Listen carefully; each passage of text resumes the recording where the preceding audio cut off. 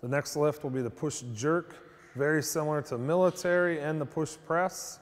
With the jerk, it's going to be the same as the push press with the dip, the drive, but then there'll be a rebending of the knees, and the lifter's going to cushion the weight once they get it above their head. So same shoulder grip or same hand grip, just outside the shoulders, safely remove it from the rack. The lifter will dip, they'll drive, then there's another rebending of the knees. Okay, catching it, making sure that their feet stay flat on the ground. The lifter may leave the ground, but they're going to land flat-footed, heels on the ground, full extension, elbows locked out, bar, back half of the head.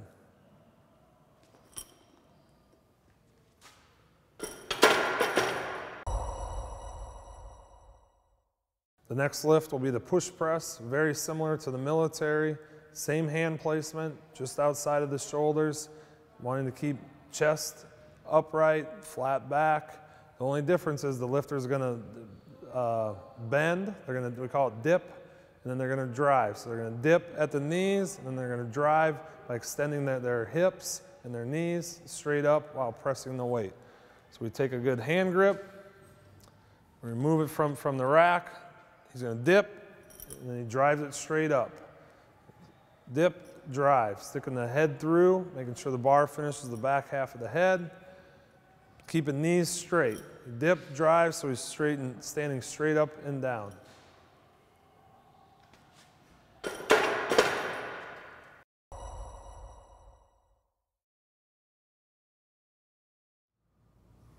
Next lift will be the RDL. The RDL focusing on our hamstrings, lower back. We're going to have a barbell. We're going to pick it up from the ground. We're going to hold it at our waist level. With our hands, when they're picking that up off the ground, once again, we want to make sure they're just right outside our hips or not by the lifter's feet. They want to make sure that they pick the bar up safely, you know, just like they would be with a deadlift. They're just going to stand up with it. Hands are right outside. Once they're upright, they're just going to make sure their knees are unlocked, not hyperextended backwards, but then they're not going to bend them anymore. Lifter is going to squeeze the back of their shoulders together, keeping their shoulders down and back. And then when they go, they're going to slowly bend forward, but they're going to push their butt backwards, lean forward, going as far, as low with that bar as they can, while keeping their back flat. So as he leans down, his eyes stay up, his back stays flat, and he uses hamstrings to pull back up. Keeping his eyes up, chest up, flat back, pulls back up. One of the biggest mistakes a lifter will do is they bend their knees when they go down. Let's go ahead and pick it back up again. Is that they continue to squat with the bar. We don't want them to still continue to squat with the bar. The idea is to just unlock your knees and keep them locked. The other misconception or the other mistake that they make is that they'll let their shoulders round forward, okay, and their eyes go down versus keeping their shoulders pinched together with their chest up. So if his shoulders are down and rolled forward, his back starts to round, and we can end up hurting the back. So a lifter, they want to make sure, good way, one more time here, the shoulders are lifted up safely, shoulders down, back, squeeze together, flat back, sticks their butt out, goes down low, comes back up, and safely returns the bar to the floor.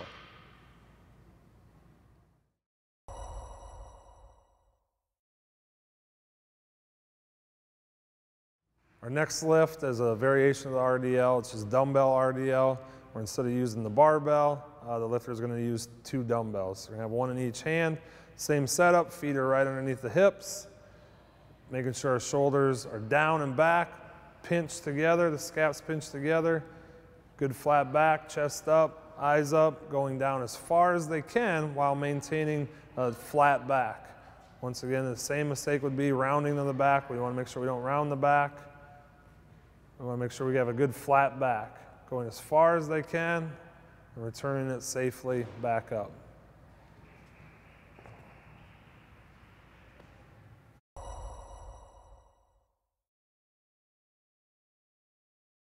Our other variation of RDL, the more difficult one, would be the single leg RDL. It's going to work more with their balance, plus it's going to work their glute of one leg a little bit more and the hamstring of the other. So the lifter is going to use dumbbells once again.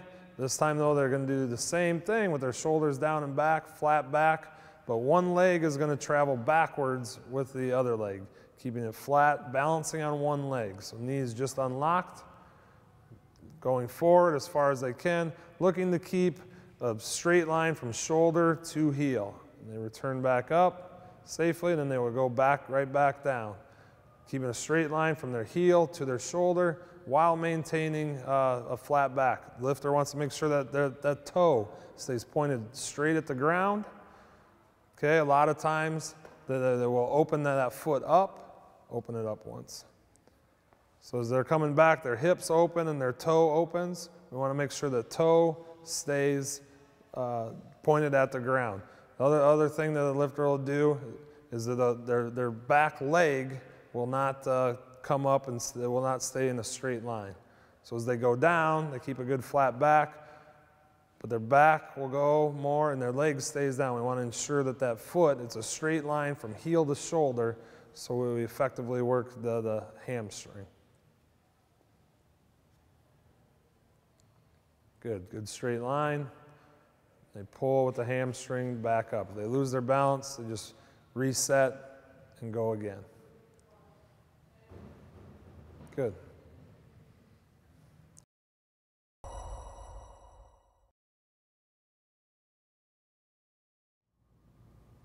Our next lift would be the single arm row.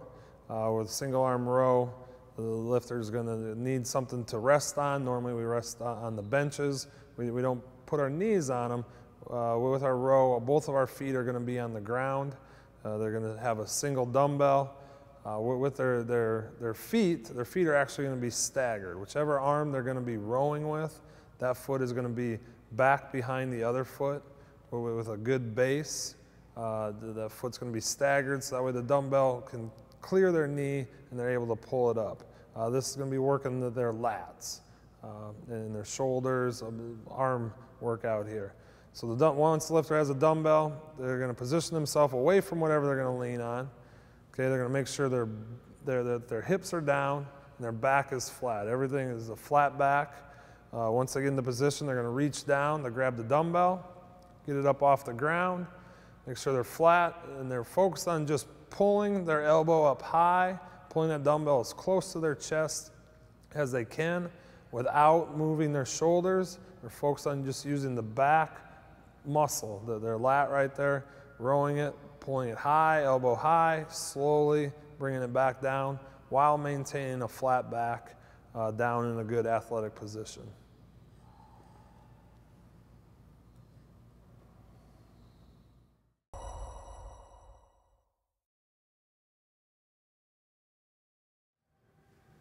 Next lift will be the incline dumbbell row.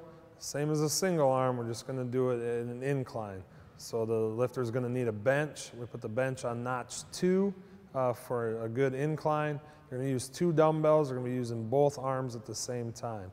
So once they have their bench at bench 2, they sit down on it or stand up towards the bench. They lean forward. So they're making sure that their chest is pressed up against the bench.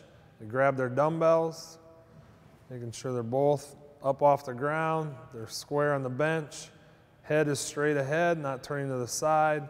Now both arms at the same time. They're going to pull the elbows as high as they can, squeezing the shoulders and the scaps together, using their lats to pull it up, and slowly lowering it back down to the ground. So they pull as high as they can, making sure their elbows go past their back, and then back down. If the weight's too heavy, they won't be able to get their elbows as high. So we want to make sure that we have a proper weight to complete the lift.